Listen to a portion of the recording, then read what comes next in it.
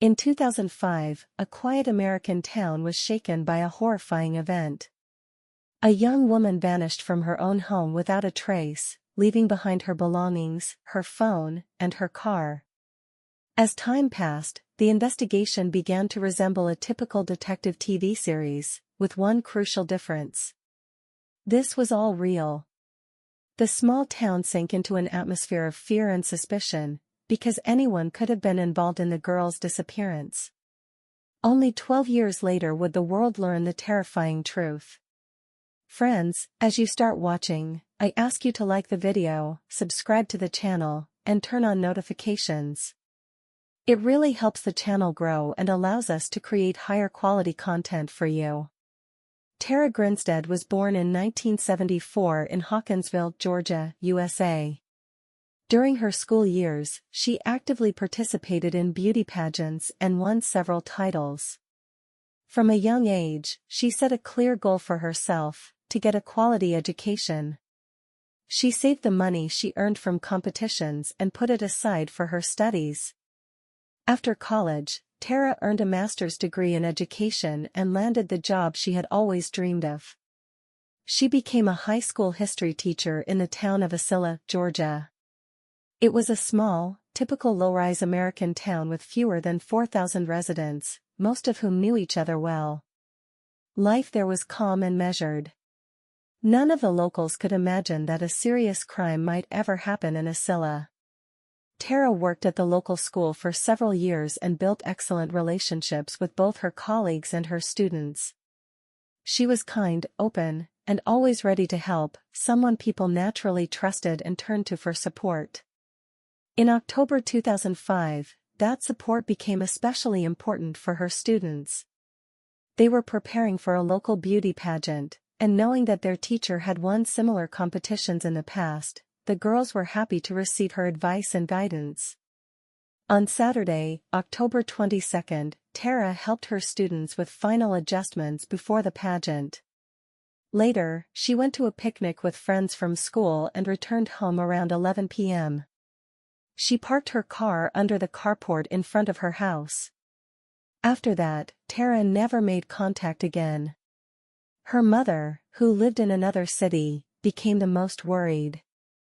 Tara always answered her phone or called back if she missed a call. This time, there was nothing. No answer. No response. By Monday, October 24, concern reached its peak. Tara did not show up for work. This was completely out of character for her. She was responsible and dedicated, and if she ever needed time off, she always informed the school administration in advance. Alarmed friends called the local police chief, Billy Hancock, and asked him to check on her. That morning, around 10 a.m. he went to her address.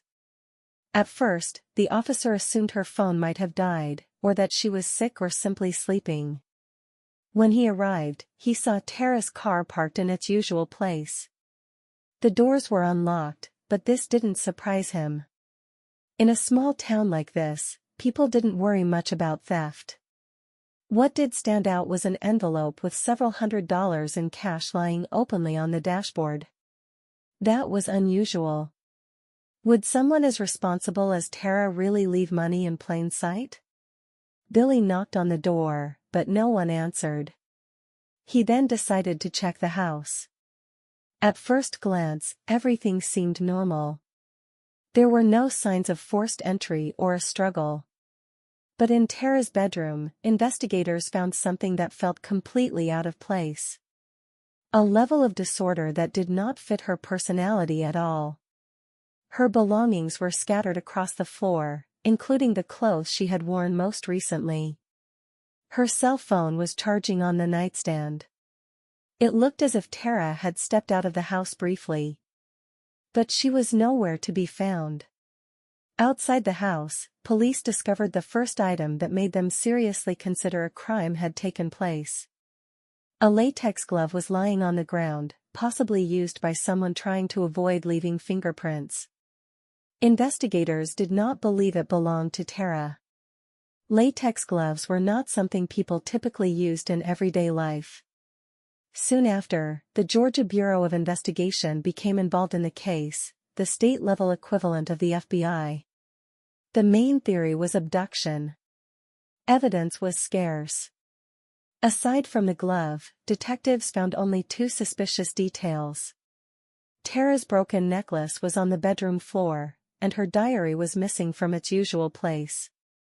None of this brought them closer to understanding what had happened. That Monday became a truly frightening day for the town. Tara's house was cordoned off, and a meeting was held at the school. Her colleagues and students did everything they could to help with the search, forming volunteer groups. They printed flyers with her photo and information about her disappearance. Within hours, these flyers were posted all over town. That day, volunteers searched until 1 in the morning. GBI agents questioned Tara's neighbors and examined the surrounding area. Search dogs were brought in, with hopes that they would pick up her scent and lead investigators to her. At that point, there was still hope that Tara had simply gone somewhere and could be found. But the case went cold. For 12 long years, there were no answers. People suspected Tara was dead, but without a body, she officially remained listed as a missing person. Then, in 2017, an unexpected turn occurred. Two of Tara's former students, Ryan Alexander Duke and Bo Dukes, who were not related, were arrested. Bo Dukes was the first to plead guilty. He admitted to helping hide and burn the body. According to him, Ryan had accidentally killed Tara during a burglary, and afterward they burned her body in a pecan orchard. Ryan Duke initially confessed as well, but later recanted in court and shifted the blame onto Bo. In a 2022 trial, Ryan was acquitted of murder and burglary charges but sentenced to 10 years in prison for concealing the body. Bo Dukes received a 25-year sentence.